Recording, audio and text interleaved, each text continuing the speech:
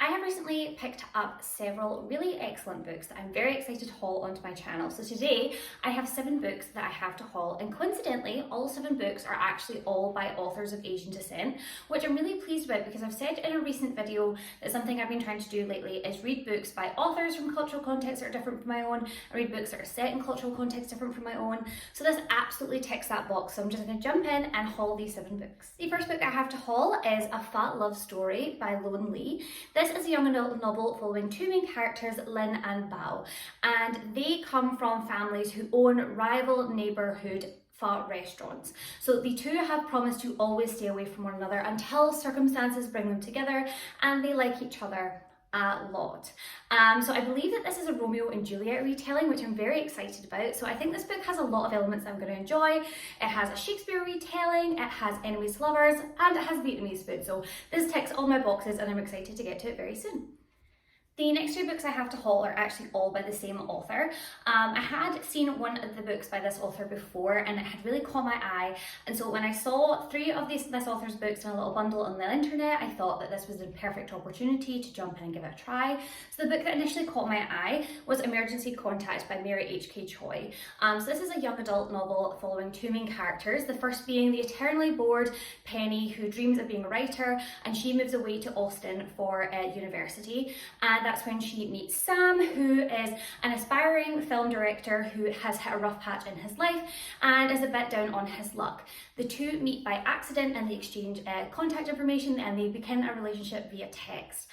For me, I think what's really drawn me to this novel is the characters. I think they're have a very interesting dynamic, and I think that Penny, from what I'm reading, might be like an unlikable protagonist, which I think will be really interesting. So I'm hoping that I'll be able to pick this one up fairly soon. The next book that I picked up in the Mary H.K. Choi bundle was Yolk. This book follows 2 sisters, Jane and June, who have never liked each other. The sisters have never gotten along and they tend to avoid each other at all costs. That is until June is diagnosed with cancer and Jane decides that she will do whatever it takes in order to save her sister from this disease.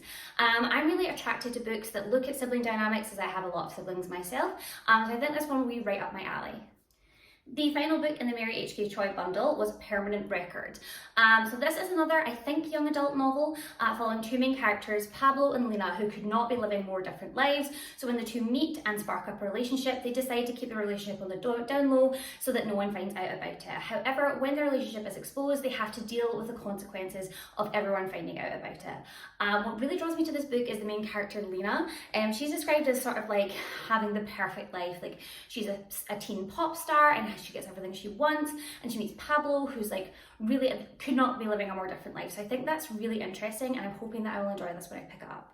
The next 3 books I have to haul are also all by the same author, and there are 3 books in a trilogy, and that is the Kiss Quotient trilogy by Helen Huang. So the first book in this series is of course the Kiss Quotient, in which we follow our main character Stella, who is a woman on the autism spectrum, and she has always struggled with love. She just doesn't really know how the whole thing works. So she decides to hire an escort named Michael in order to teach her how to be in a relationship. But things become more complicated when this fake dating situation starts to develop real feelings. This book has been everywhere, all over the internet. It's been so hyped, and I'm really pleased to finally have it in my hands so I can read it soon and find out what all the fuss has been about. The next book in the Kiss Quotient trilogy is The Bride Test by Helen Huang. This book follows our main character Kai, who is also on the autism spectrum, and it seems like he is never going to fall in love and he is never going to find a wife until his mother decides to take things into her own hands. She goes back to Vietnam in order to find a bride for her son.